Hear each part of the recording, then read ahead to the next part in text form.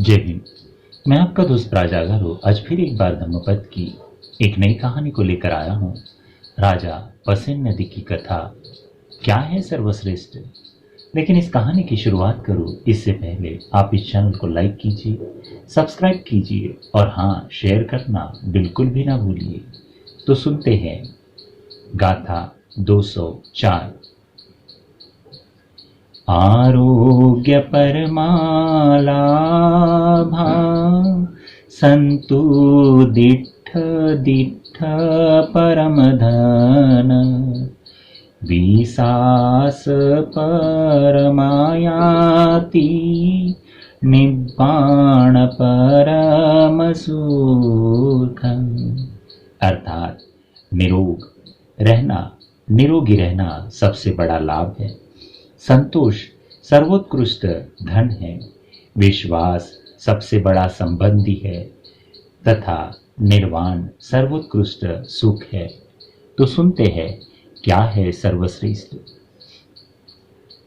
बुद्ध ने यह गाथा राजा पसेन नदी के संदर्भ में कही थी।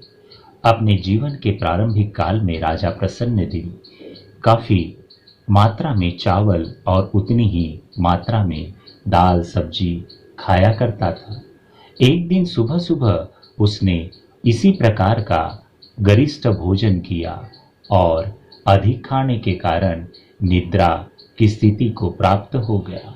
वह बुद्ध के यहाँ पहुंचा और थका हुआ था, ऊँघता हुआ सा बैठ गया। उसकी तीव्र इच्छा थी कि वह वहीं सो जाए, लेकिन वह वैसा नहीं कर सका। तब बुद्ध ने उससे कहा, राजन, क्या विश्राम करके नहीं आए हो?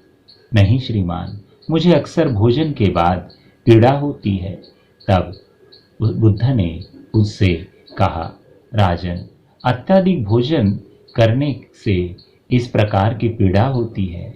ऐसा करते हुए बुद्ध ने समझाया, जब मनुष्य तंद्रा में अधीन हो जाता है, पेटू हो जाता है, अधिक खाने लगता है और इस कारण अधिक सोने लगता है, कष्ट के कारण करवट बदलते रहता है, तब ऐसा मनुष्य खाए पिए सुअर की तरह मोटा हो जाता है और संसार में बार बार जन्म लेता है।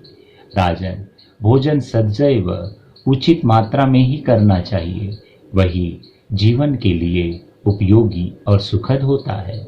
तथागत ने और भी समझाया, जो व्यक्ति सदा स्मृतिमान रहकर भोजन की सही मात्रा जानकर सीमित ढंग से भोजन करता है, उसका कष्ट कम हो जाता है और ऐसा करने से उस व्यक्ति की आयु लगातार बढ़ती जाती है।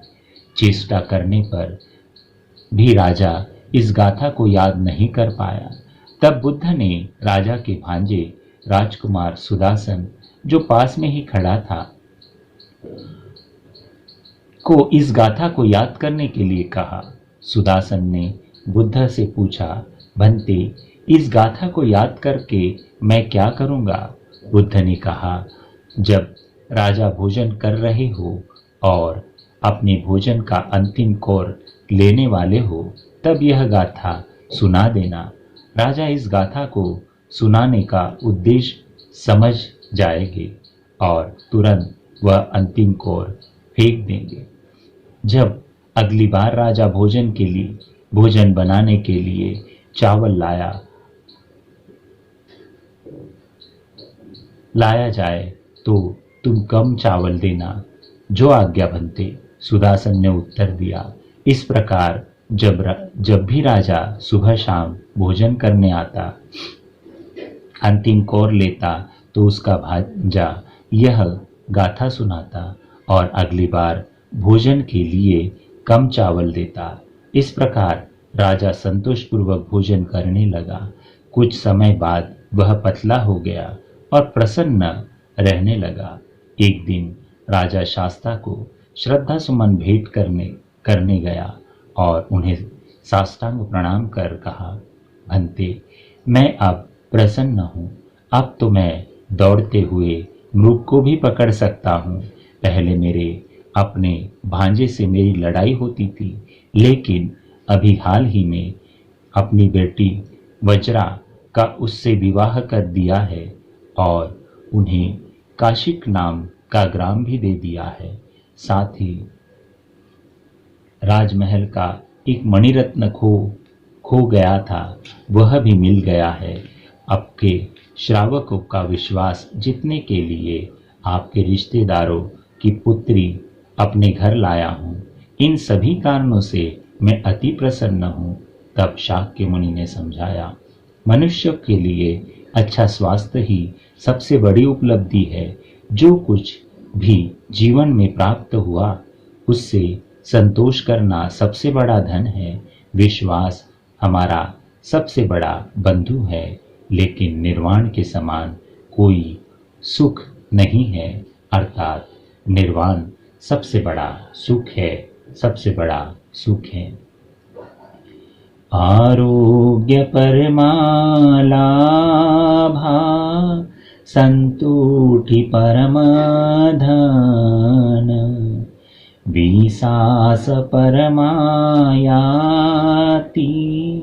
निब्बाण परम सुख। साधु साधु साधु।